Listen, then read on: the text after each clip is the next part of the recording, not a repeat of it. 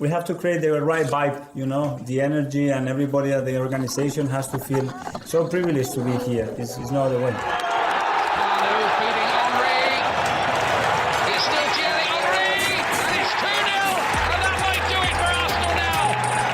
Thanks for listening to the Purely Arsenal podcast.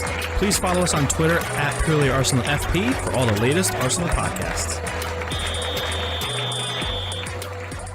Welcome back to another edition of a Purely Arsenal sit-down podcast. It's 2 wins out of 2. We've done over our bogey team from last season in Aston Villa, and we're back with the A team, and I can't go anywhere else. I've got to start with Michael Harris from the Arsenal Above All podcast. Back, I can't remember the last time. I should remember it because it's few and far between now with us, sadly. But Mike, you're back, and thank you for coming back on. Mike, how you doing? Thanks for having me back, Jack. I think when you sent out the invite and if I wanted to come on today, it was kind of, to me, it was like the bat signal. I had to leave the problems that are happening here in Ashford and for another night and jump on this one. I know it's 7:30 in the morning, but I've got my plate ready. I'm ready to tuck into this nice dish of revenge we served on, Unai and Martinez. So I can't wait. But thanks for letting me come back on. It's great to see James, yourself, and Neil. Yeah, you're top, man. You're always invited. There's always a spot for you on this podcast. I send it out. I don't expect anything. I know what it's like with kids, and you got more than I have, so I appreciate your time. And if your kids wake up, just send me a text. I appreciate it. But back with a vengeance, weren't we, Arsenal? We had a lot of vengeance to go with. James is back with vengeance today, aren't you, James? You're here for a revenge, talking about Villa. How you doing, James Johnstone?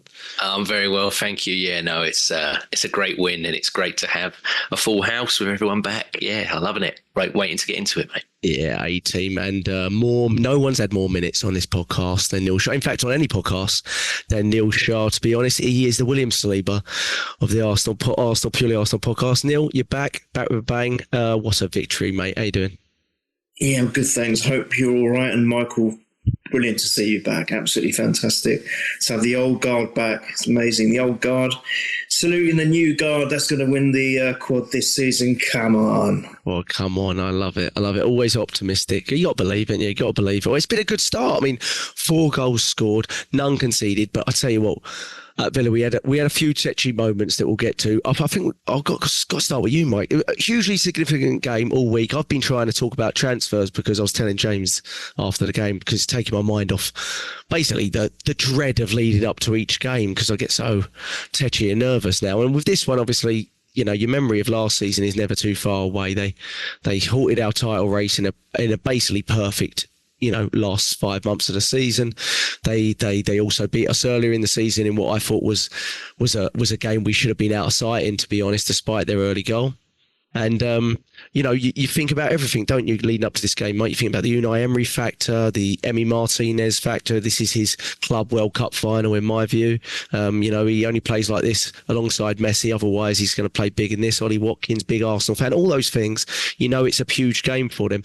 But it was an amazing win, Mike. It wasn't easy, hard fought, but what a fantastic win. What were your overall thoughts, like, when we got it done in the end, when that second goal went in? It felt like it kind of, ended it, didn't it?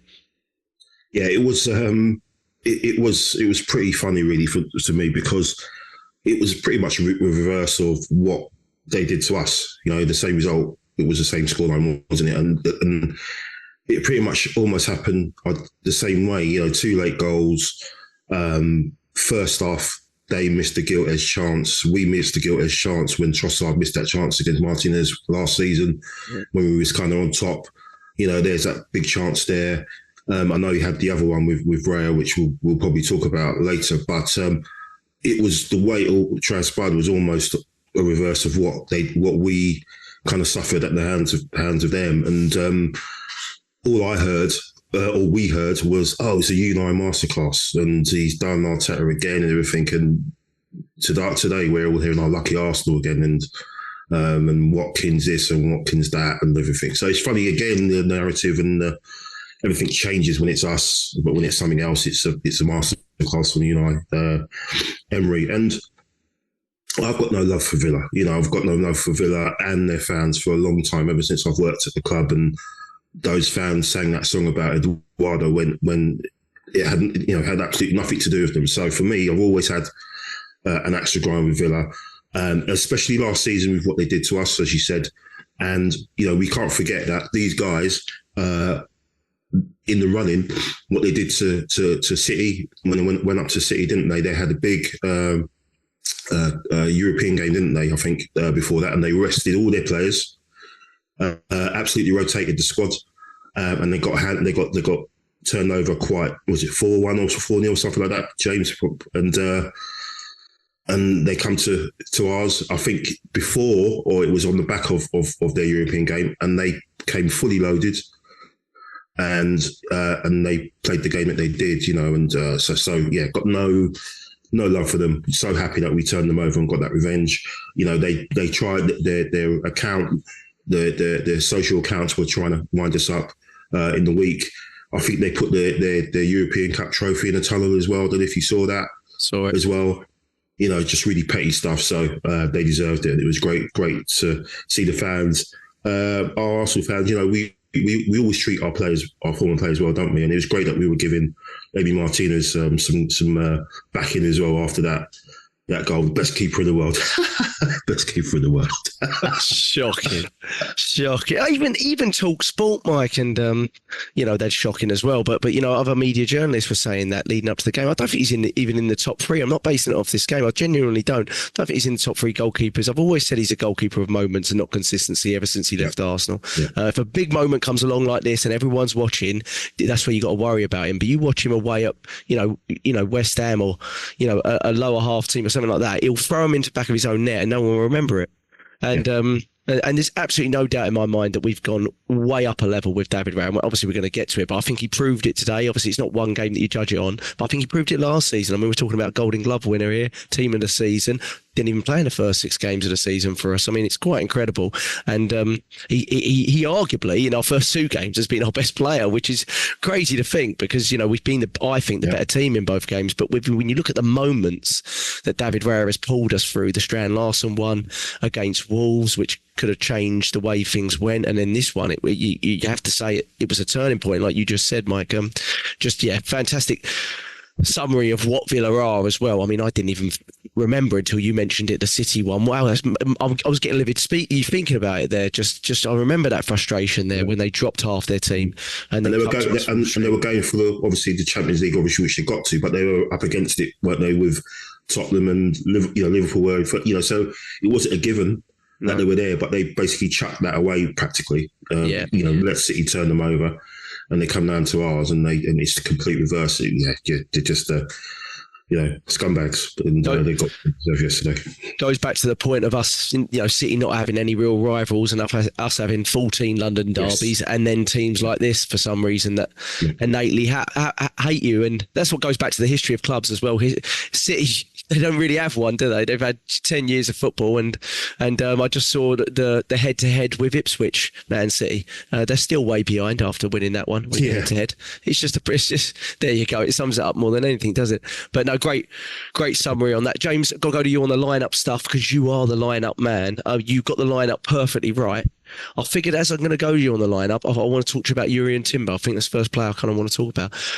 Been a little bit of a mixed bag on Timber in terms of his reaction, but I think me and you probably think alike here. I thought it was a really solid performance. First start since his ACL tear. I don't think people realise the magnitude of that, let alone going up against Villa, one of the trickiest wingers in the league, in Bailey, who had 50% pass accuracy in this game, by the way. I thought I was actually really, really quite proud of the performance Timber put in. I think it's very encouraging. What were your thoughts on him, James? Oh yeah, I thought he had a great game. I don't know where this consensus that he wasn't as good as what people expected him to be has come from. I didn't understand it. What I like about Yuri and Timber, and it goes to when we first got him, is that I remember we come on here and we did a podcast. I think we talked about all our new signings that we had made last summer, and me and Neil said that this guy is the one that everyone's gone quiet on, and he's loving that. He's like, talk about Declan Rice, talk about Havertz, talk about this one, that one, because when I come in, you're going to see how good I am. And I think yesterday, was him basically, I wouldn't say solidifying it as of yet, because I think there'll be games where he'll probably prefer Zinchenko for his on the ball stuff than he will a Timber.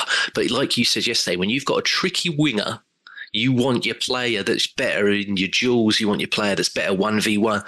Well, I think he done that. But also what I like about Timber, and it's from when I first saw him when he played against Man City as well, he's got a bit of needle about him. You know, he's not, as much as he's elegant and everything else like that, he's a bit of a nasty fucker, Timber. And that's what I think yesterday we needed. We needed someone that, if they're going to go for it, just bit of that, you know what I mean? Bit of steel. And I think the more and more he plays, the more and more he's going to endear himself to the fan base, because he is a good player. There were times where he was going into the midfield and it didn't look as comfortable as what it would with the other players that we've played. But I think he's slowly coming in, and the more he does that role, the better he will be. So yeah, I've got no problems with Timber at all. And I thought that first half, he was arguably one of our better players in it. You know, defensively, the whole unit they're all right. It's the people up front that you got to worry about. So I don't know where it just flipped. Maybe that second half where people were like, no, he's not doing the bits out here. I thought he had a very good game, Jack.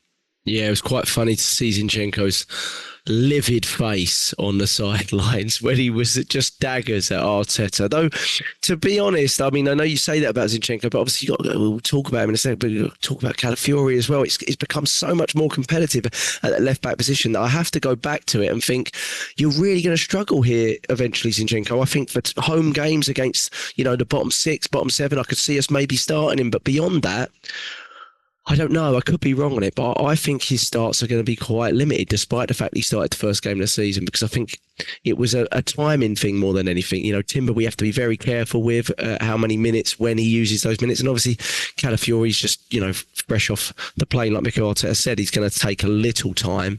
But I think footballing-wise, Calafiori looks like he's basically ready to go from what I've seen. But he needs time to gel with his teammates and get used to a new country and a new culture and everything like that. But Neil, what was quite interesting was before this, when we were talking about leading up to this game, we all talked about the high line that Villa play.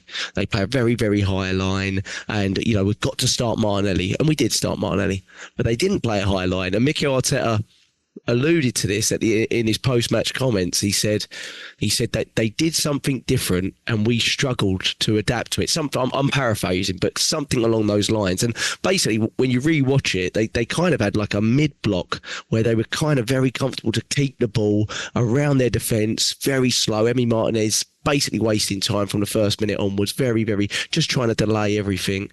And they didn't really have a high line. And we struggled in that first half, Neil, to really create clear. I thought we created quite a few openings, actually. But other than the Saka chance, which was a fantastic save by Emi Martinez, in fairness, I thought we were quite wasteful. Martinelli being one of them, with his final ball. I think there was one in the 7th minute where we were 3-on-2 and he just played it behind everyone. And Havertz also, as well, a little bit wasteful, I thought, a couple of times.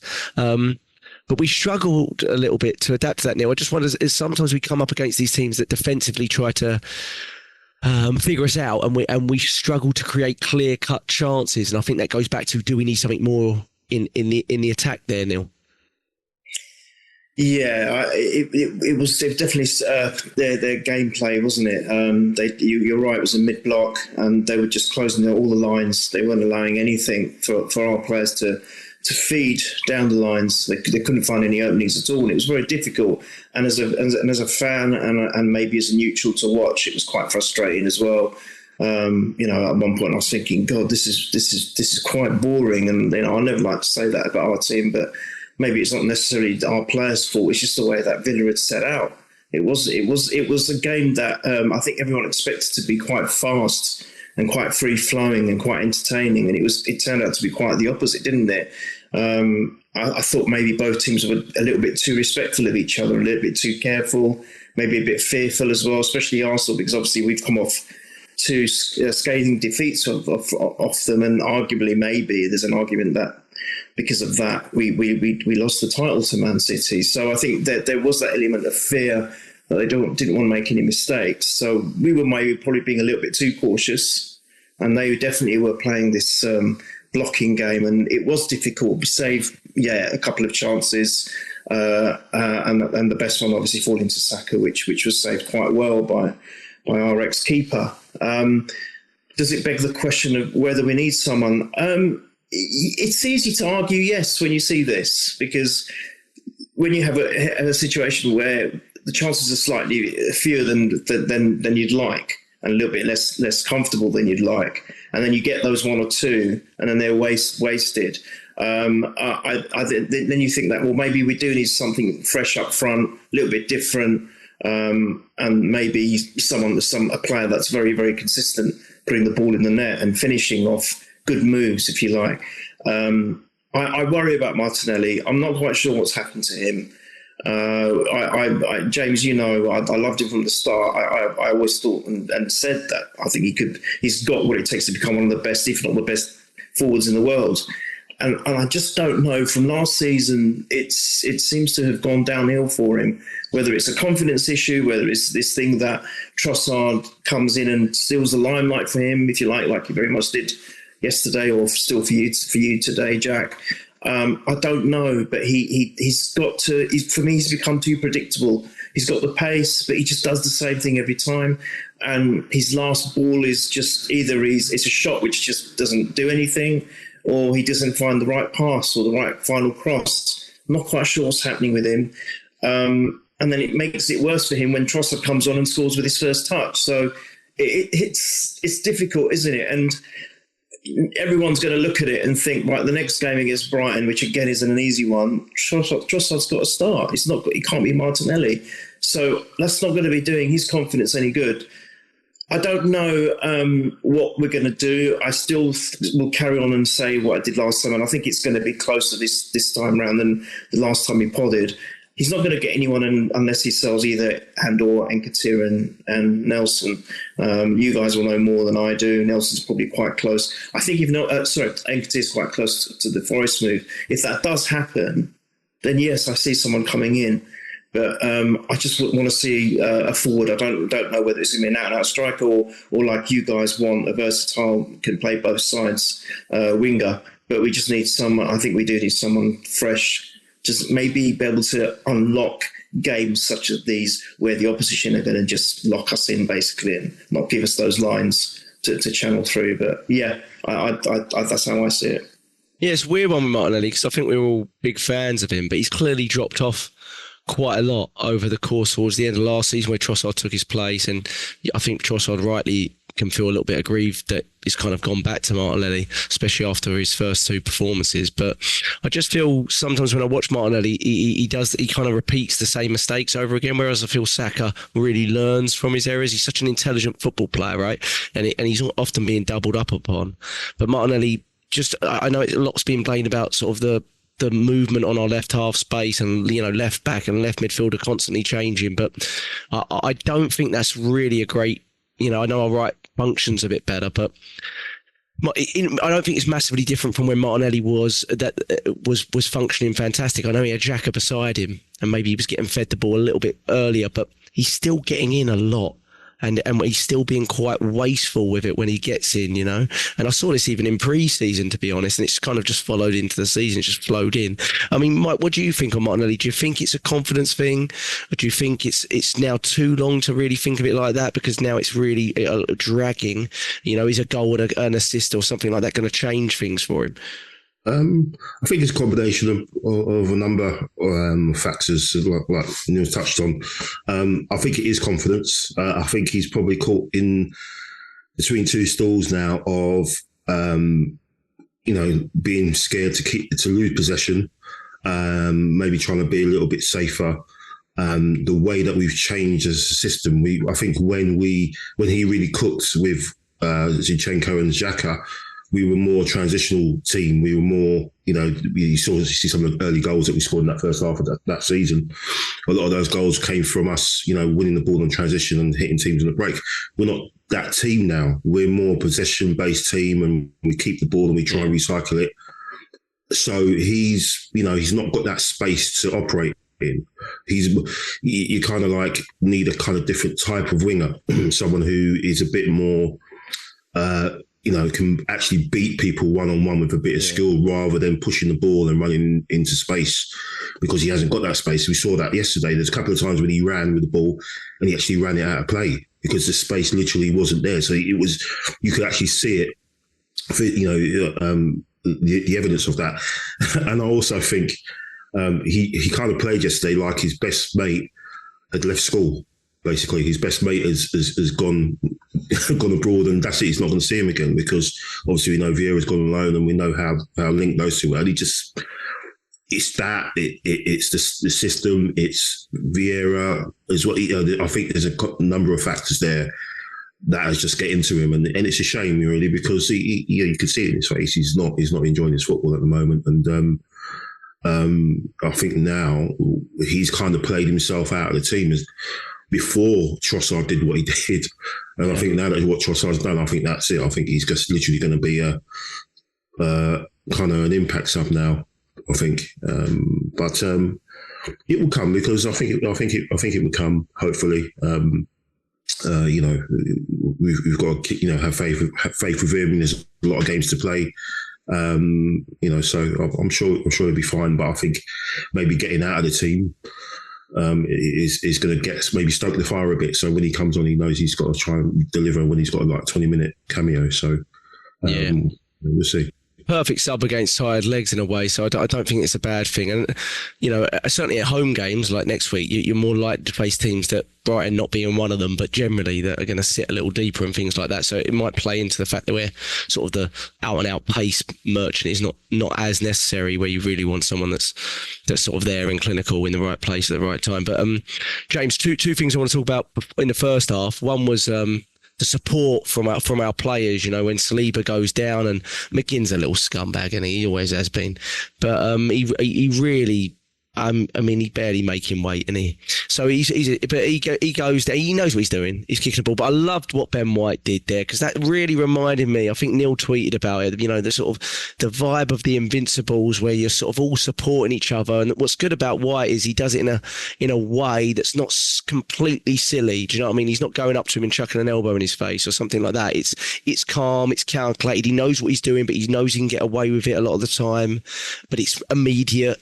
Right, and it's just like don't try anything with our players. I thought that was fantastic. I just wanted your thoughts on the spirit of our group. I mean, there was other moments, but that was one that stood out to me.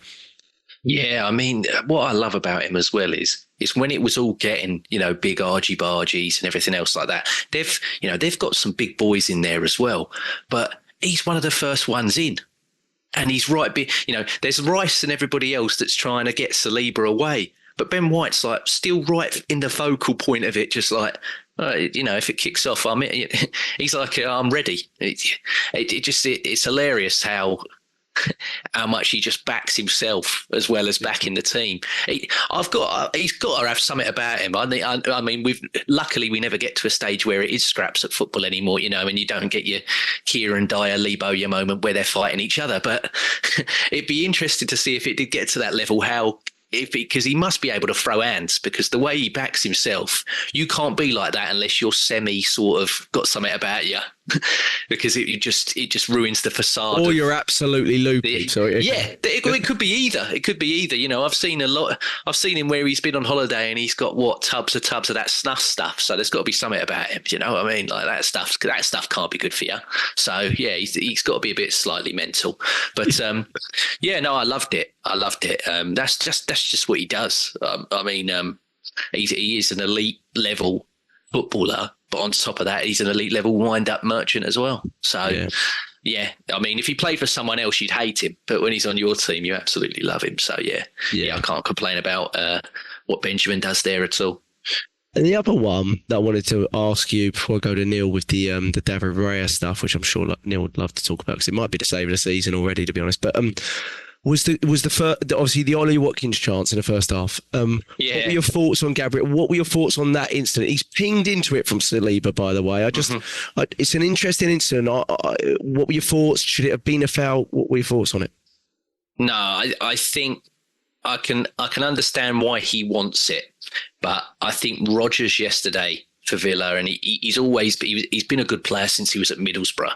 It's just that he hasn't really, come on to, as the classic, as Michael Richards says, burst onto the scene. I think yesterday was a big game for him to actually show people how good this guy really is.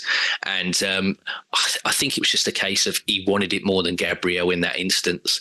And I said last week after I watched Villa versus West Ham that Ollie Watkins, I don't know if what happened in the summer and everything else where he got, thrust into another level just due to the goal that he scored in the semi-final.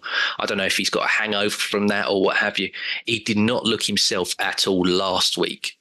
And I think the performance that he put in this week, other than the chances that he squandered, I don't think he looked himself again against us either. I thought we got him on a very, very good day because he just did not look right at all to me. And yeah, I still as well do not know how he missed it, because David Ray has gone the wrong way. So he's practically got an open goal and he's still, thank God, he still fluffed it. But yeah, in terms of the foul there, I can see why Gabriel wants it. But yeah, it's never a foul to me. I would have been shocked if that got given. One thing I would say is it is absolutely walloped into him from Saliba, and his first touch isn't that bad. And I'm watching it, and if it is Rodgers, I didn't know if it was Rodgers or Bailey, to be honest, I couldn't remember.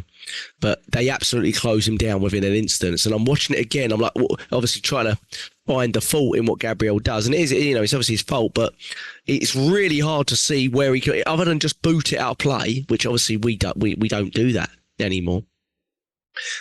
It's quite hard to see. I mean, he just gets absolutely pounced upon, and I think Saliba, it's a fine pass, but he's absolutely walloped into him.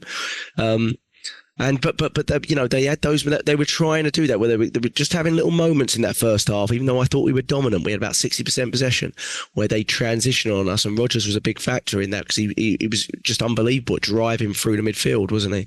And I think Partey was, you look at Partey and say, oh, he's a transition concern, but even Rice was getting sort of turned upon, which is unlike Rice, who I don't believe is fully fit either at the moment, to be honest. I mean, you saw it last week with him cramping up, and I think it will take him 3 or 4 games to get into it. But I actually agree with what Arteta's doing, because I think he needs the minutes, oddly enough, because he just needs to. He plays at such a high athletic level. There's no other way of doing it than if I was playing him into matches. It's kind of he just has to play. But no, I agree with you. I think it's probably. I mean, I don't know. I keep looking at it thinking, oh, maybe it is a foul. Maybe it would be elsewhere on the pitch. But ultimately, they transition really well, and it's a huge miss from Watkins, isn't it? But from an error from us, it's not like created it out of their own sort of good footballing play or anything. I thought we handled them quite well in the first half, but we made a couple of errors. The other error we made, Neil, which is a little bit more forgiving, which was in the second half, right early on, 53rd, 54th minute. It's we allow them to have a shot from the edge of the box, but it's a massive deflection. But from there, Neil, I don't think Raya does touch it, James. I said to you yesterday, I don't think he does. I rewatched it, so I'll get my eyes checked. But I mean, just go through the reactions there, Neil. I mean, I know they practice it all the time, goalkeepers, but he is completely out of the game when he goes up for that ball going over his head. I don't know how he does it, Neil. Neither do I. I thought the save he made against Wolves was going to be in contention for save this season. Now he's got another one, so he could get top 3. Like Bergkamp won goal of the match or goal of the month, top 1, 2, and 3. So I'm banking on Rare doing that this season, because we're good at creating good records. So long may that continue. One thing, I'll go fast forward a bit, and on the interview, he was so classy and so down to earth about it. So full of humility, and he was just saying, well, look, we're all heroes, because I said, no, you were because let's be honest, that was the pivotal moment of the match. You can argue the first miss Watkins made, but I think that was pivotal, because I think if we'd gone 1-0 down there's a good chance that they could have got another 1 or 2 themselves, because the wind would have been in their sails. Our heads may have dropped a little bit, thinking, oh, not again, same team, same thing, deja vu. I think that was a massive moment, and I think when the match finished, and we'll talk about my man Trossard as well, but I think they were either joint, or he was just shaded the man of the match award for me, right? Because it was his moment that I think changed the dynamic massively for us. And yeah, as you said, pivotal. He was very humble in the interview, full of class. He was just saying, look, I'm here to help the team as and when I can. That's what I'm here for. That's what we all do. We're all heroes. We've all contributed. I just love the way he spoke. There was nothing big-headed and nothing egotistical about what he said. And just fantastically professional as a player and as what he says outside the game as well. But that reaction is just ridiculous. Now, what annoys me, and okay, there's an argument for it, where they go, no, well, Watkins had so much more of the goal to aim for, and he's given it an area where Raya can reach it. But the point is that's not the point for me. The point is how quickly he's able to fling himself back up to attention and not only touch the ball, but move it away from harm's way. There's another attacker coming in. Exactly. Now that's the only look. I'm going to be slightly critical. Sorry about this. We all say it as we see it. I thought our defence was a little bit wanting, especially in the first half. I don't know, not hugely. I think we're still a little bit rusty in defence. One thing that I did notice in that when the ball hit the bar, and it wasn't. I thought Ray had saved that as well, but it wasn't. It was just straight onto the bar. If you look back at that moment, our three defenders, Timber, Gabriel and Saliba, just stood there watching. They were static, whereas Villa's two attackers pounced on it. Yeah. And I thought, what are we doing? Why are we just ball watching that? That for me was a little... So that made the save even more incredible because it was down left of Ray on his own to save it. And it was magnificent. He says this is what we do in training. We do practice this, this rebound and then getting up and recovering very quickly. I think I've seen it. When they show sometimes they show the training things. I've seen them do it. But to execute it in the match and for these idiots to go on about, Watkins really should have finished that. Sorry, the reaction, just speak about the reaction in its own. It's still an amazing save, an amazing reaction. And to also palm it out harm's way makes it even doubly incredible. I think that's going to be a contender for goal of the save of the season already, together with his one from last week. So 2 in 2 games is just amazing. And it again solidifies what I was saying about how I feel about him on the last pod, Jack. He is by far the number one and, unbelievably so. And I feel so comfortable with that guy now between the sticks. Some people were saying that he might not be tall enough. Doesn't matter. He makes up everything else he does more than makes up maybe for those slight shortness or lack of 2 or 3 inches in his height. He's just an incredible goalkeeper and massive applause to him for what he did. Incredible. I think it's a sign as well that what we'll do this week, I think Ramsdale will go loan or whatnot, and we're going to bring in a younger goalkeeper from the sounds of it, and a younger Spanish goalkeeper as well. And I think David Raya is showing the sort of maturity that you need for. I remember when he came in and he had an interview pre-Arsenal, and he was so humble about being the second goalkeeper and then taking over someone's spot. I don't know if it was at Blackburn or Brentford, I can't remember. And I was like, that's really, that's a really sort of humble way of speaking about how you've just sort of taking a shirt off someone's back. And he was like, no, we're all working together, we're all a team of goalkeepers. And I was like, that's really interesting. I don't remember Jens Lehmann speaking like this. So it was interesting, but very much sort of the coach in him, and I was like, that will be very interesting. And that seems like what we're aiming to do is sort of bring in a young goalkeeper that looks up to David Raya and sees what he's achieving and tries to aim for it. Really quite interesting. But 10 minutes later, Mike, Neil just alluded to it. Yep. Ball's in the back of the net, first touch for the best finisher at the club. I think that's probably unquestionable at this point. What was your thoughts on that move? Thought Saka did fantastic as well, but just great reaction from Trossard and absolutely key to get the first goal in this game, wasn't it? Yeah, great reaction and then no reaction after he scored. Yeah. Just like, it's cold. I've got to just touch on what Neil said about the defence with the shot and how they sort of turned into statues. I think Arteta mentioned that in his post-game interview, and he wasn't happy about that as well. He was just kind of said, they just stood like statues and they were dead, basically. And I'm sure when they do the analysis, he's going to pick them 3 out and he's going to say, look, you put it all on David to get you out of that, but, so you need to fix up a little bit. But yeah, he's without doubt Trossard the best finisher at the club, and it was great that he tucked it away again, going back on the chance that he kind of missed against Martinez at the Emirates, last season, which could have made such a massive difference. But I've got to say as well, touching back on what James has said on your show, James, in the week, where you talked about Saka in terms of what he does when he when he went to the England camp and all he was focusing on was recovery and stuff like that. Of all the players that have come back, from the Euros, which player is the one that seems to have got on with it and is at the level? It's Saka, isn't it? Rice doesn't look like he's up to speed. You said so. Watkins, you said as well, doesn't look like he's up to speed. The only person of that England squad who's hit the ground running is Saka, and that's got to be because of what you said before.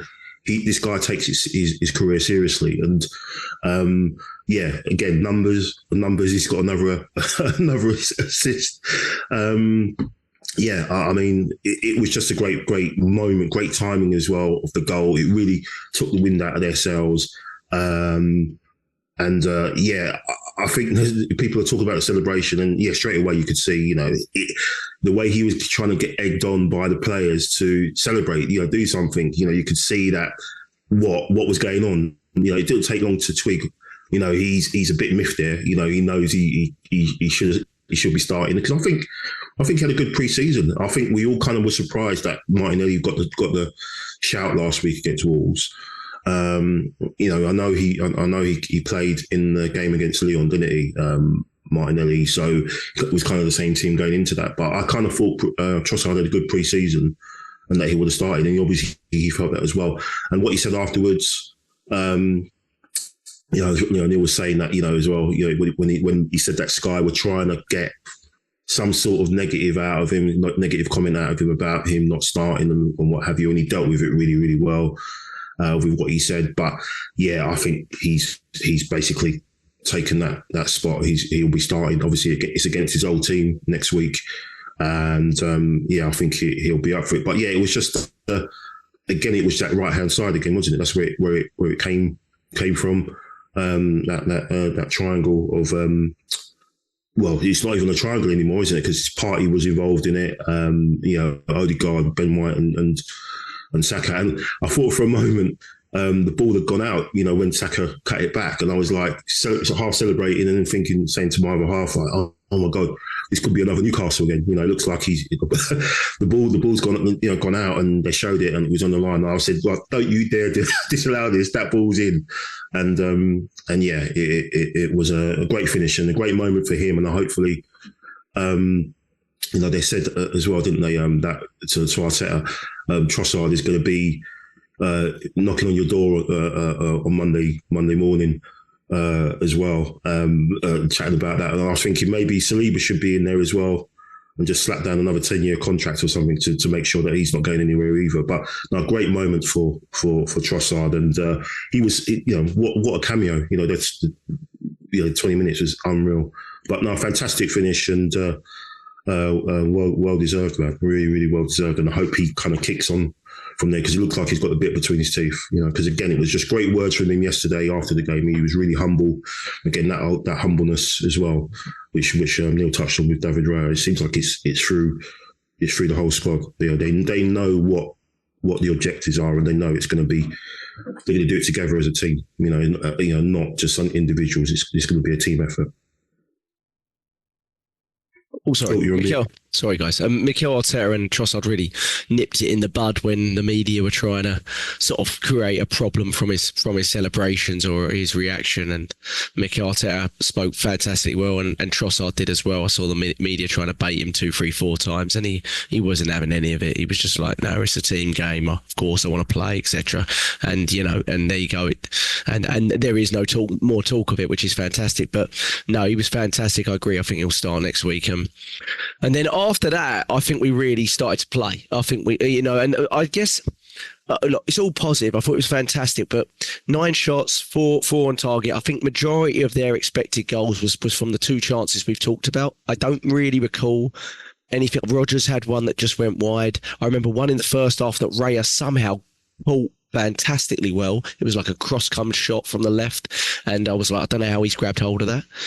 But really, it wasn't a shot on, it was a cross.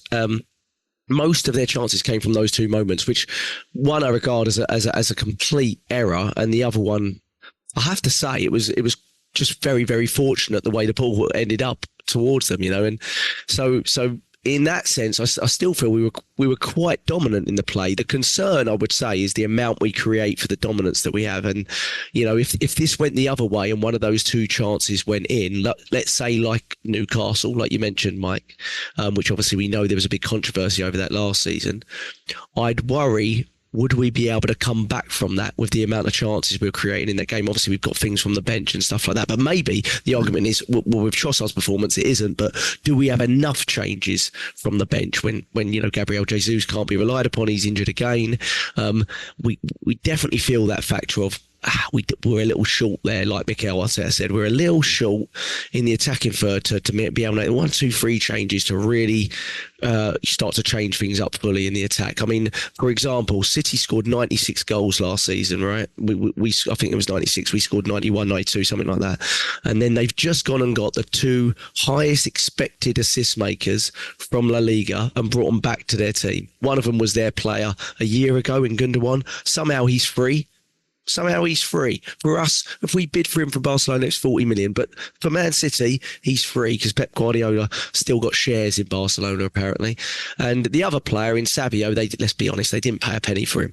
I mean, let's not beat around the bush. He's bought from City. He was bought 2-3 years ago from Manchester City. He's been able to get top-level experience through Manchester City's feeder clubs, and suddenly he's been dropped on their doorstep. And I watched him in the Copa. I mean, he's a ludicrous player, Savio. I mean, he's just really talented. And he's that type of player that Mike alluded to at the earlier part of the podcast. Do we have that dribbly, tricky, do-a-man player rather than someone that just hits the ball in front of him and runs? And I don't think we have that player. I was watching him and I was like, they've even got Doku as well. I mean, it's just a variety that really worries me. But we're going to get to the transfer stuff in a sec. James, I thought I'd go to you. What's it? Thomas Partey, I mean, the second goal, again, I think it really comes from Trossard again. I know Saka creates it, but it's a great ball across the box. I believe it's this same moment from Trossard again. That someone should have got on the end of. But then the goal is beautiful for so many reasons. I mean, but really it's beautiful because Emi Martinez probably should save it. But what were your thoughts on that and Thomas Partey's performance as a whole?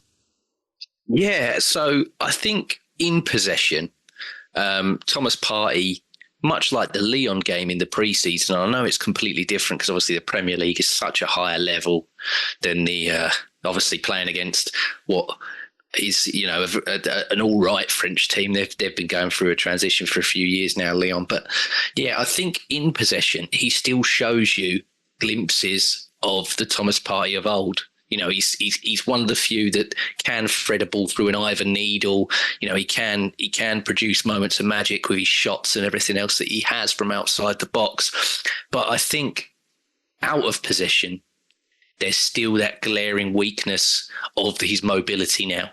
There were times yesterday where I saw it, especially with Rodgers and everything like we keep alluding to, but even Tielemans a couple of times where I was just like, he is completely bypassed you. You haven't even attempted to get into a race there because you just haven't got it anymore. Yeah. But I still think of everybody that's in that position for us currently, I still feel he's the best for it. I think, at playing at 6 for us at the moment, he is the one. He's the player that's showing the best way for it. Now, I don't know if that will change because, there's that big rumour of Moreno Monday, as they keep calling it. They reckon that will be all done and dusted by tomorrow. But I still don't believe that guy's going to come in and play 6. So I think, Thomas Partey's got that, and he's got that for however long he really wants it. In terms of the goal, I was shocked because I checked the stats as I normally do, and Saka only got the assist for this Partey goal. He actually didn't get one or the Trossard one before, and neither did Havertz because it was like Havertz dragged it back as well. So I thought, either one of them. Yeah, I was like, either one of them's got to get the assist for that, but neither of them did. But this is what Partey does. Sometimes once or twice in a season, he will smack the ball from outside and it will do something. But I think a big assist has got to go to our former player, like you said. I remember a few seasons ago, the brilliant header that he scored in extra time from the Jorginho strike. And I think again here today. Got eyes in the back of his head, that boy. Yeah. I think it's a lovely assist to cushion the ball into the net from his hand. Yeah, I think it's a brilliant, brilliant moment. He's such a scumbag, isn't he? He's just the scummiest of keepers. I didn't know when he played for us. I mean, Mike alluded to it as well. I don't necessarily have a problem with Aston Villa. I don't hate them. But I remember the very, very first game at the Emirates when we played against them. And as I was coming out of that game, their fans were completely going for some guy that must have been about, if he was under 90, I'd have been shocked. And I remember it was one of the few times where normally something would go on and me and my dad would walk away. But I was a teenager at that time, 2006. So, and my dad was backing it. And I remember being like, well, I've got to back it because my dad's backed it. But yeah, they were just completely shoving and everything, this guy that was in it. But it eventually all got like dispersed and everything else like that. But it just made me laugh that yesterday, for whatever reason. Now, I won't bring it up on this podcast because it's none of our. I can understand why they're whistling and jeering at Partey. I can understand it. But for whatever reason, every time Bukayo Saka touched the ball, they're jeering and whistling him. Do you know what that's from, right? That's from the 4-2 win when he had a fight because they kept kicking him and he had a fight with Coutinho and maybe it was Douglas Luiz or someone else. And he really, that was the first time I'd ever seen Saka react. And he was terrific in that game. He scored the first goal with a volley. I mean, he was unbelievable. And I think it's ever since that, I'm almost certain they booed him ever since that. Yeah, because there was one or two of the idiots doing the whole, you let your country down stuff. Which I'm just like, oh my God, you're still banging that drum, even though he's arguably our best player in the last bloody Euros as well. So, and it just made me laugh that, the two players that obviously they've gone for the whole game are the ones that win the game pretty much for Arsenal. It just shows, just keep quiet. Do you know what I mean? Just don't say anything because you just poke the bear and you waken the beast per se. But yeah, no, it was a fantastic goal. And going back to your question about Thomas Partey, I've got I normally have huge reservations about that guy, but at the moment I feel he's quite comfortable in there. Yeah. I mean, we know what he's like in transition. He's lost some athletic ability, but he's not really had that for a few years anyway. It's not like it's just suddenly come upon us. Maybe it's got worse. I don't know. Maybe a little bit.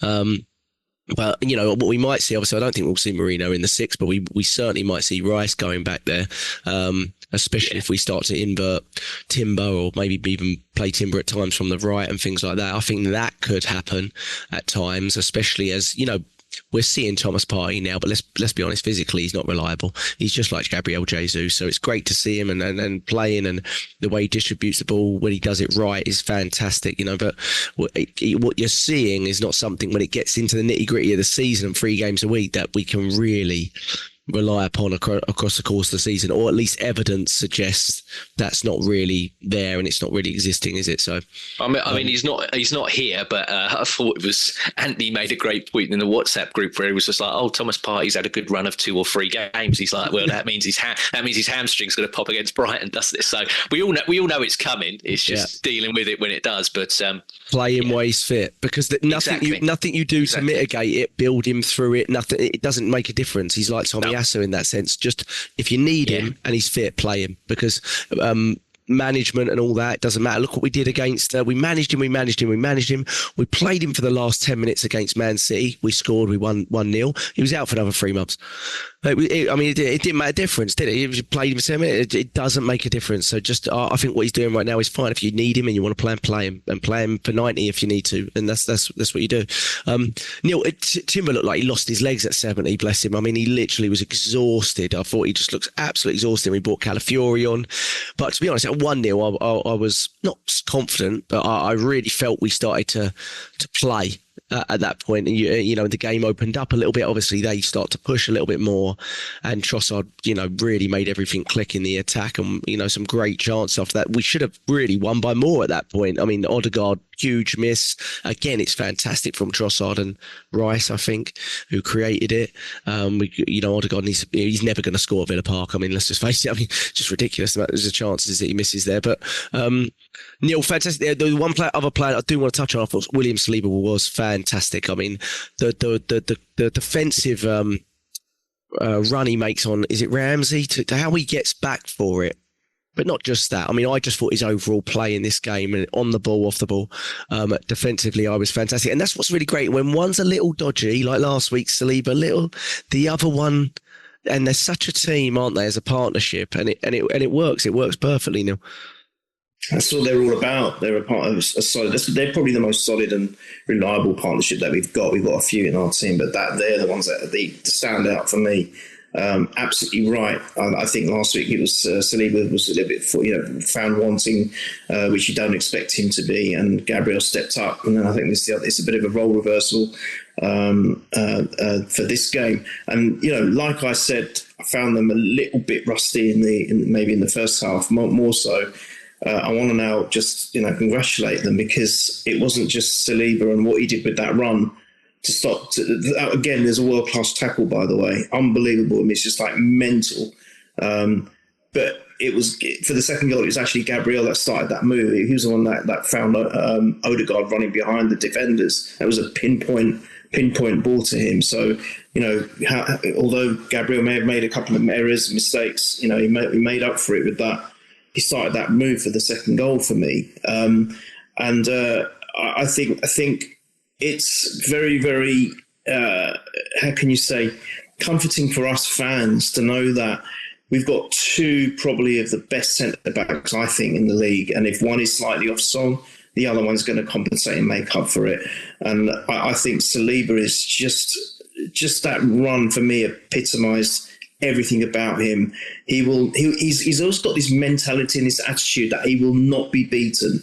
And what I love about all of them, and that included Ben White, was when he made that tackle, the way they celebrated like they scored the winner for the World Cup. It was, I just love it. I'm not interested in any of the media going on about how we celebrate. It's already been mentioned that, you know, this is only the second game of the season, and look at the way we celebrated the win against Villa. So what? I want us to celebrate every damn win, even ones in the League Cup, because I think we need that, kind of camaraderie and that willingness to share a success, no matter how small or large it might be, and how significant or insignificant it might be. They have to do that as a team together. And the way they celebrated that save, I loved it. I want to see more of that. Celebrate the goals, but also celebrate key saves. Because again, you know, all right, I'll say one other thing, Jack. You know, it's only been recently that probably all of us, probably most Arsenal fans, 99% of them, even when we're 1 or 2-0 up, 3-0 up, we're nervous. Right, we're nervous. We were like, "Oh my God, we got to get another one," because you know we're still not comfortable being there. Now, when we're 1-0 up, I'm comfortable. I really am comfortable. I'm not. It's not like it was a few months ago or a couple of years ago, and that's because of the defence. So you speak about the defence. I think they're huge in what they're doing, and also this guy that comes on, our new boy, he looks the business, you know. Yeah. He came in and he got involved as well with their players. Didn't care. It's his debut, you know, to come in and to act that way. I loved it. He's a beast. We've got some huge players in this team, massive, and we need them because we're no longer the bullied. We're the bulliers in my eyes. And okay, that their player, that Morgan Rogers, he was exceptional. 22 years old, and I'm sorry, he did give Rice and Partey a hard time, but I think Rice is not fit. I agree with you guys. He's not fit. He's not ready yet. But it doesn't matter, because if it's Partey or Rice ain't going to do it, we've got the other big guys now that are going to come in and muscle our way out of any situations. It's a fantastic thing to see and a fantastic sight to behold for us. And then behind that, even if they beat those lot, you've got wonder goalkeeper Raya. So I've got no problems with any of the defence. I think Timber's just going to get stronger and stronger. I didn't think he had a bad game either, but Saliba throughout was fantastic, and he's worth his weight in goals. That man, he's just a phenomenal player. My only worry about all of this squad is we've just got to. For me, again, I'm not a trophy hunter, but I think we do need to win something tangible this season. Something, because we have to keep these lads together. They have to have something to think that, yes, our hard work is paying off. We're getting the reward. So we want to want more, and we want to want more. As that saying goes, success breeds success. So I think that's my only concern about all of this is we have to find a way to now win something so that this squad stays together, because I think they're good for another 3 or 4 seasons at least, in my opinion. Yeah. And can I just jump in here, Jay? Go ahead, James. Yeah. No.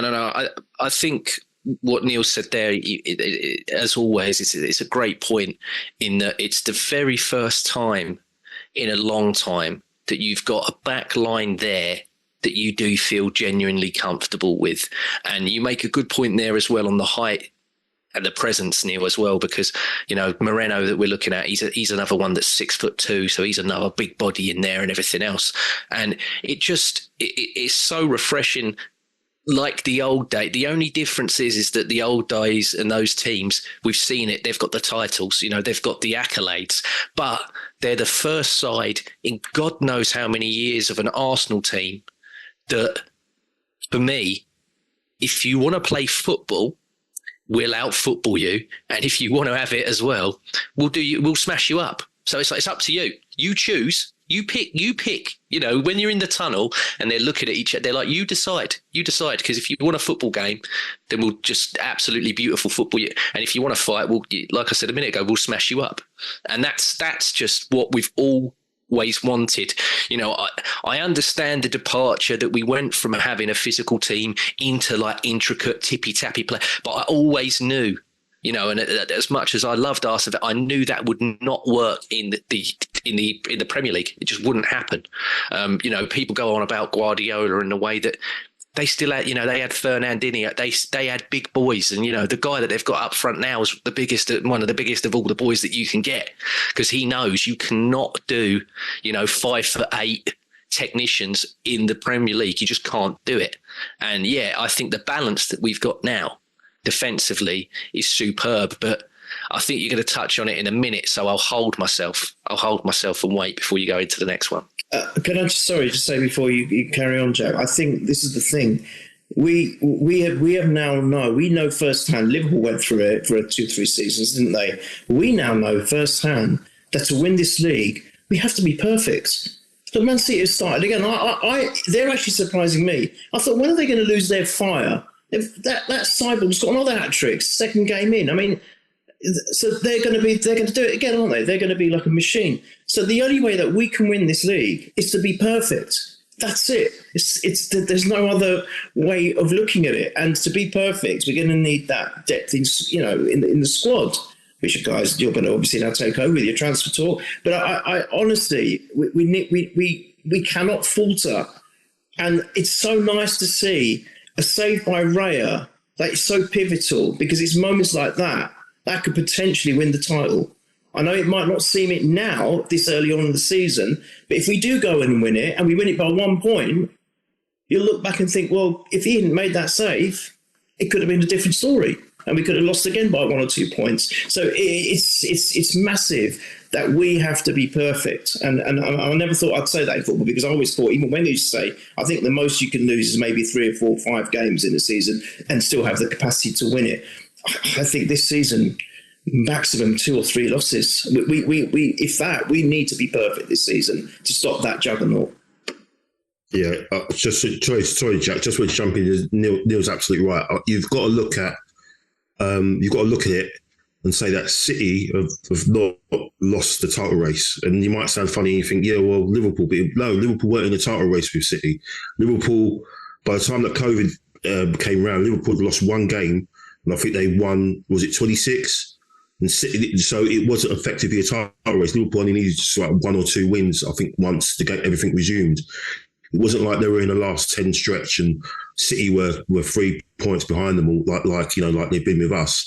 You literally have to get out of the blocks and build up such a lead that when it comes down to that running, you've got, you basically need to, get 5 or 6 points to clinch it, because we've seen it every time that they're within, they've got games in hand and stuff like that. They just eat away and they just end up doing you. So we do need to be perfect. And you look at the fixtures, we've got 2 dodgy away games to come, and obviously Brighton. But if you look past that, if we can get through that, I can see us getting maximum points after that with the teams that we've got to play. I think we've got, Leicester, Bournemouth and stuff. So, we literally have to be, spot on perfect, to getting out of the blocks. And it's crazy that you have to do that.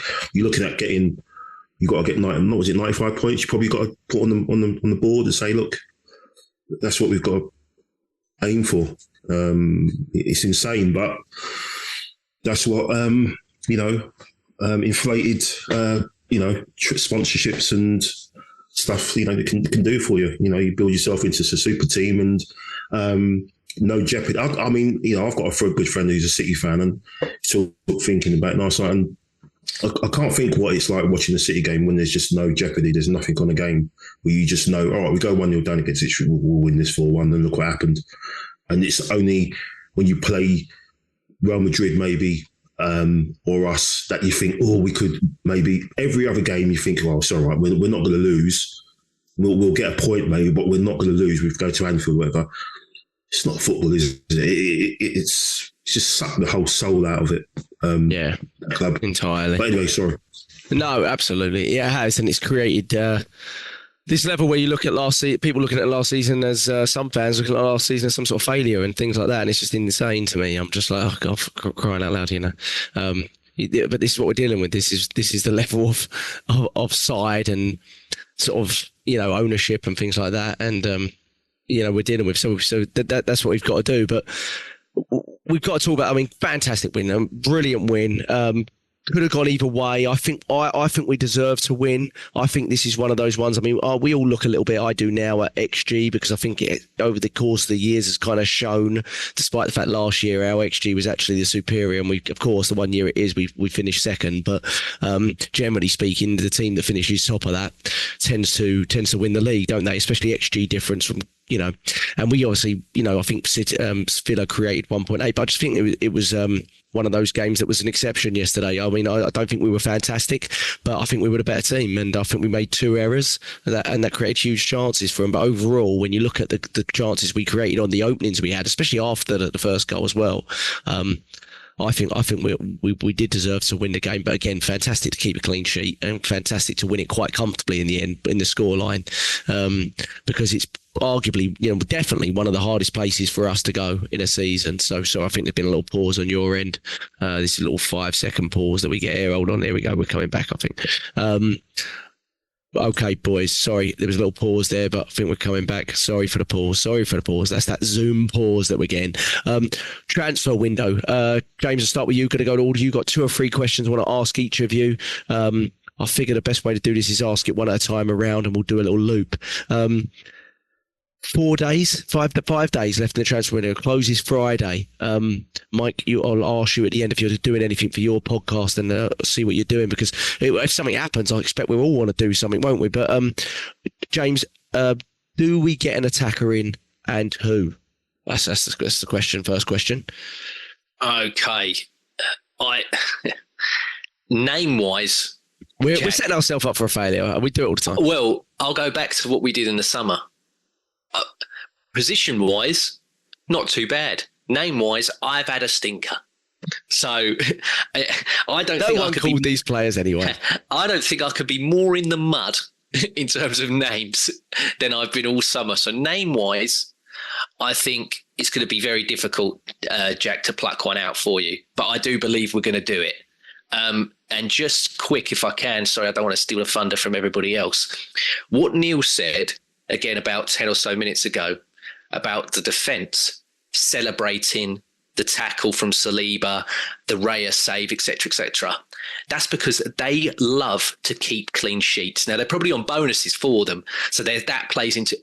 But I believe, other than Bukayo Saka, there is no one in Arsenal's attack that loves scoring goals.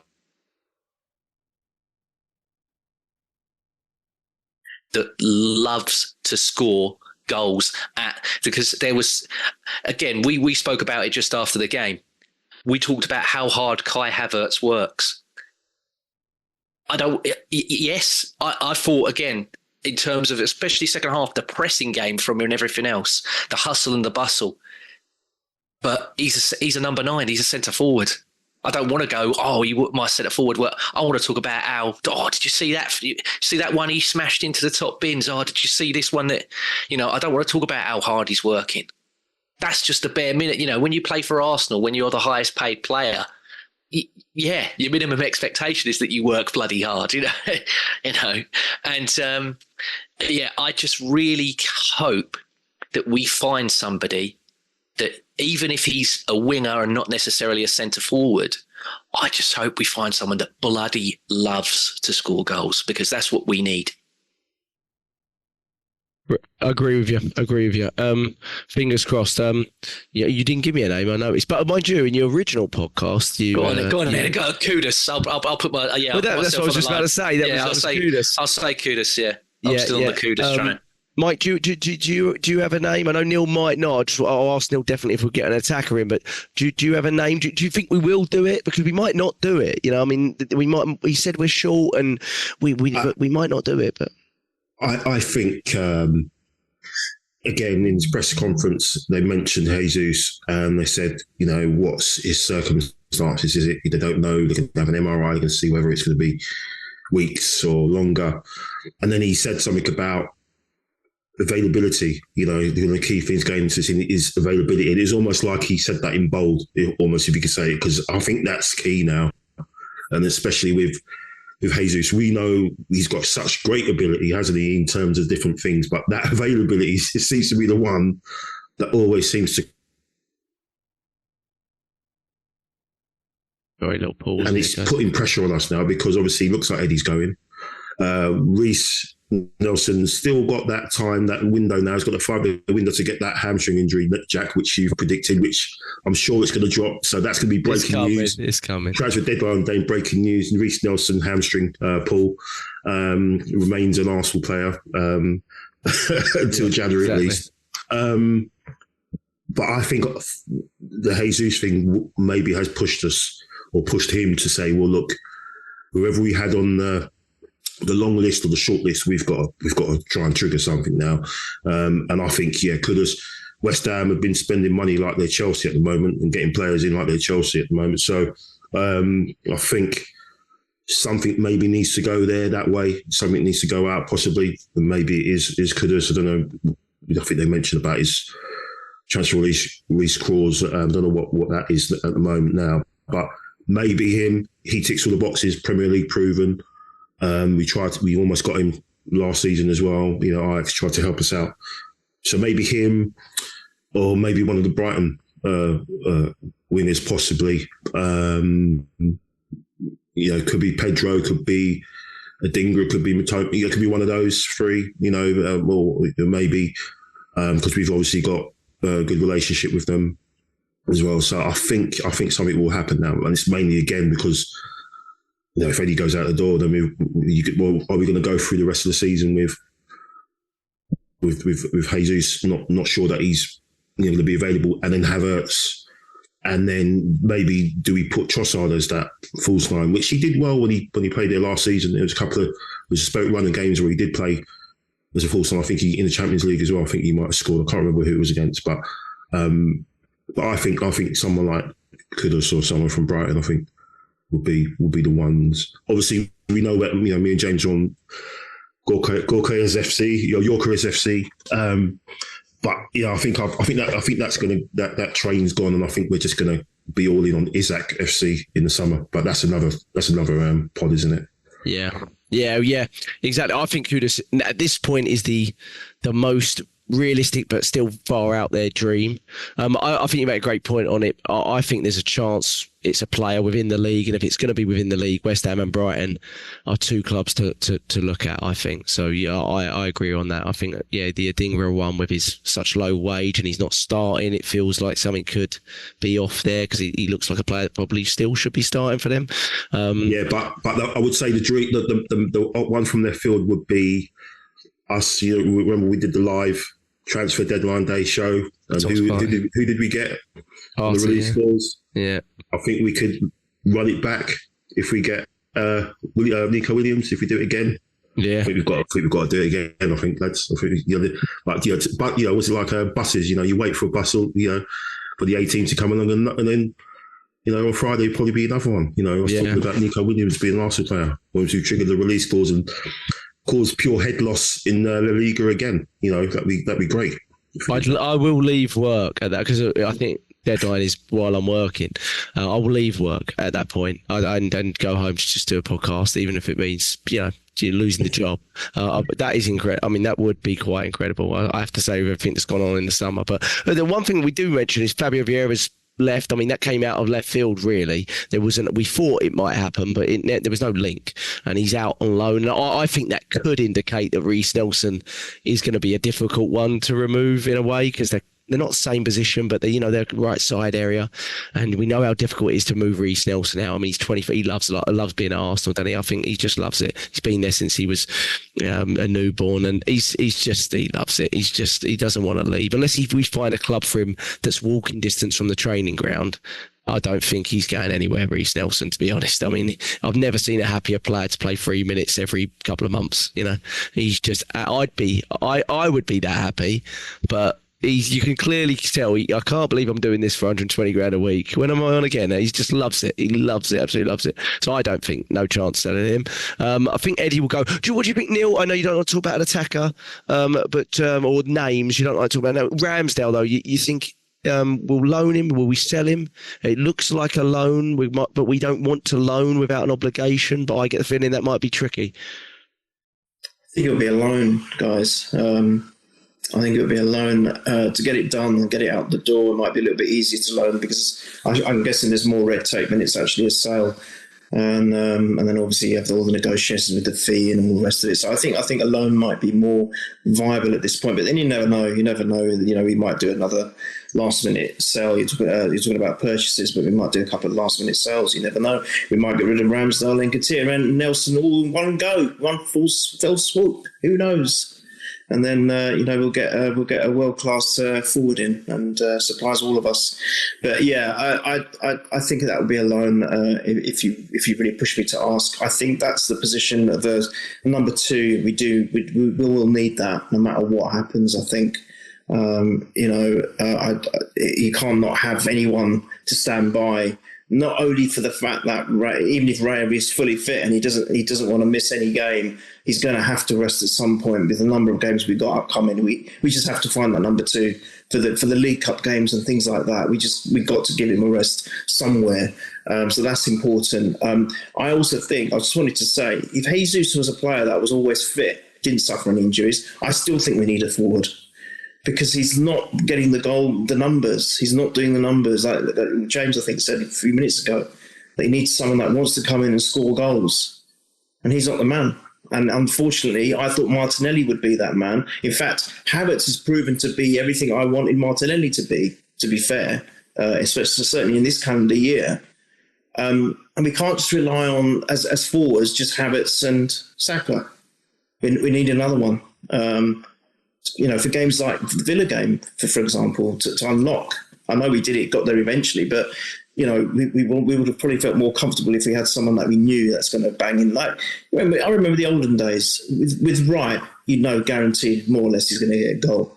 Then it transitioned to Henry, more or less going to get a goal. Even if they're having quiet games, you just know that they were going to do something because of exactly what James said. They just love to score the goals, and you just knew somewhere they're going to create something magical and get that ball in the net. Jesus is not that player. So even if he's fit, we still be having this conversation. So for me, yeah, it's those two positions. It's the obviously you guys have said that this. I didn't even know about Fabio Vieira, by the way, until this podcast. I didn't even know until you mentioned it. I was like, huh? What, is he gone? So he's still crying about it.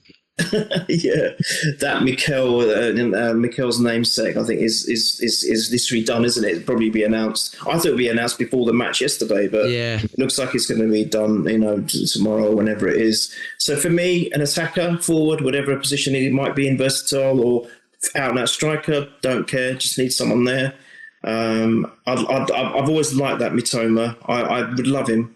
I used to say 2-3 years ago, oh God, he's such an Arsenal player. So Arsenal player written all over him. I'd love him to be, and equally so, even Eze, but I don't think that's going to happen. I think Mitoma is more likely out of the two, if you wanted me to name drop. But an attacker and a number 2 goalkeeper for me, they're the two positions.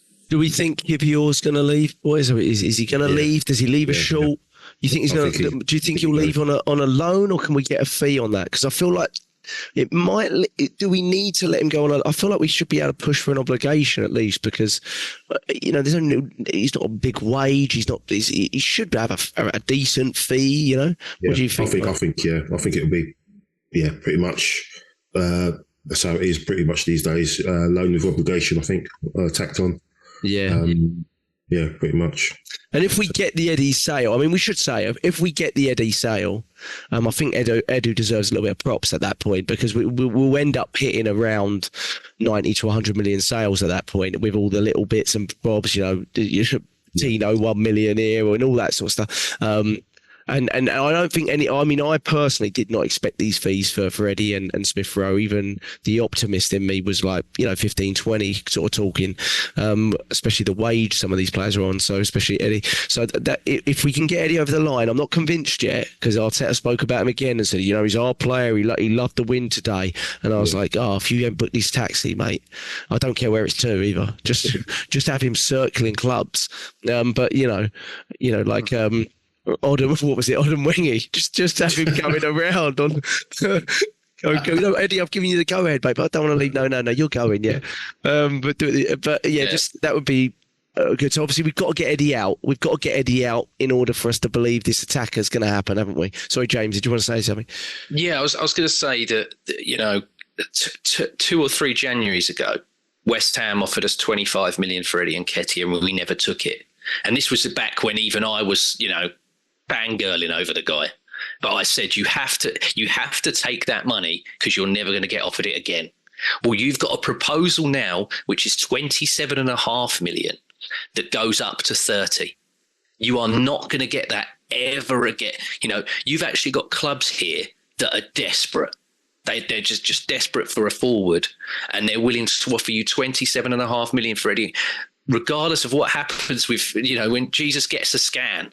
If he's 3 or 4 or 5 months out, do not think, I've got Eddie Nketiah, I'll keep it. Yeah. No.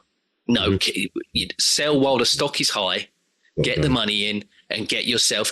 Because for me, I'll throw into here what I said to you, Jack, when we were on the phone yesterday as well, after the game. Sign a top-tier winger, move Martinelli down the middle. Say that you're now the backup striker.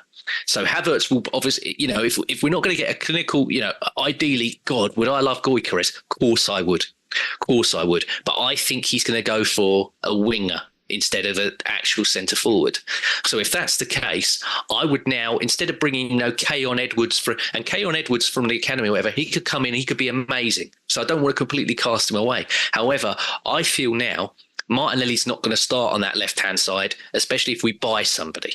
He's already behind Trossard now, and he's not going to start there if we sign somebody else either, because he's probably going to be the third choice now, because it'd probably be Trossard, then the new guy, then Martinelli. But I would say, in terms of bringing someone off the bench, if Havertz isn't working to go up front, if you've got no Nketiah because he's sold, and you've got no Jesus for 3 to 4 months, instead of playing Trossard down the middle, I would actually go Martinelli, you go down the middle now. And I bet you, once he goes down the middle, which is what me and Neil always said would be the natural progression for him, he will move from being a winger into a centre forward. Watch the turnaround in him. Watch the change if you put him down the middle. Because when he was away with Brazil, and he was training to be played down the middle, and I think he done it once for them. He come out with those comments, because that was when Mikel sort of took him out the side, because I think of the comments he made. He said, "I've never felt more alive in my footballing career." That was the comment he made in his interview when he was being played as a striker. He said, "I've never felt more alive." So I think have him as your backup number 9 if we don't sign one, instead of as a winger, and I think he'll turn him around. Because he's not just become a shit player overnight. There's definitely something completely in there with Martinelli. Interestingly, kind of started to use him as the backup right winger. Exactly. In the last few months, exactly. which I don't know if it's a sign of what we're looking for in terms of, are we looking for a left winger or whatever? It's all going to be found out in 3 or 4 days. It's because of the options, Jack. You can't rely on Jesus and Nelson. Yeah, get him on for 3 minutes, but he ain't. He can't do anything more than 3 minutes. Yeah, I look forward to. Sorry for his girlfriend. I look forward to Oshman going to Chelsea for 3 pence this week, and everyone going, "Oh my God, how did they do it, Chelsea? What a fantastic boys! Incredible! How did they do it? Yeah, corruption is how they did it." Predictions: Brighton early kickoff Saturday, 0. At home, Brighton 2 wins out of 2. They're right there. It's a top of the table clash at this point, and they're right there. They look really, really tasty going forward. Youngest coach in the league, again signing really well. Very, very clever purchases they're making. As always, I think they've signed a few more this week that will be in the squad for next week. The guy from Leeds and left back from Turkey who looks very good. Neil, what's your thoughts? Notoriously another tough game for us over the years. Well, let's rub salt in the wound. Just buy 2 of their forwards, give them Nelson and Eddie in return, and then beat them 4-0. How about that? But no, I'm they're looking great. They're looking. I mean, they nicely. I was so happy. I didn't know the results. I was in the gym, and I think I was asking you guys, and I was asking John, and I said, "What happened with Man United?" "Oh God, they lost in the last minute to Brighton." I was like, "Yes, get in." So, but then at the same time, I thought, "We got them next." No, don't celebrate too much. Exactly. So don't do that. I think I think it would have been a slightly different feeling for me if we were away. The fact that we've got them at home, I think that we'll have more than enough for them. And as we were talking about their defence and how comfortable we are with our boys at the back guarding that net, I think we're going to get another clean sheet actually. And I'm going to go for another 2-0, third 3 in a row. 2-0 for us, 2-0, and I'm going to say Kai Havertz will get back on the scoring sheet. So 2-0, Kai Havertz, although it's going to be a tricky game. Love that. Mike, what about you? Yeah, I was going to go 2-0 as well. Going to copy Neil there on that one, and I'll go for Odegaard because he needs to get one. He missed that big chance at the end. Should have scored. Yeah. Had a couple of efforts against Wolves. So yeah, he needs to tuck. And Partey had a couple of chances against Wolves, kind of similar in that, as well, didn't he? Which kind of led to the goal. So it seems like they're trying to cook something there in that. Tactically they call it zone 14, which is a golden zone, and they keep both him and Partey and Odegaard seem to be appearing there in those positions. So I think Odegaard will pop up with a goal and 2-0. I think it should be a good game. I think this Brighton manager wasn't born when the Premier League started, which is just insane. I'm so old, man. He's younger than me. There's finally something that I can go. He's younger than me. Crazy. Mad, isn't it? He looks like he's crazy. But it'd be interesting to see what they do, because obviously Danny Welbeck is still doing the business, which is good for him, great pro and everything. Again, a bit like Jesus, always injured. But yeah, 2-0 and Odegaard. Yeah. And I've got just a question for you just to pose about Mikel Merino just before we close, if that's all right. Yep. Yeah, I'll get James' prediction. I'll come straight back to James' prediction. Arsenal, Brian. Yeah, see, I still want to keep a clean sheet, but I don't think we're going to, sadly. And then I thought Havertz, and then I thought Odegaard a scorer. So to be different, because they've both stolen my thunder, I'm going to go for Arsenal 2-1, and I'm going to say Declan Rice.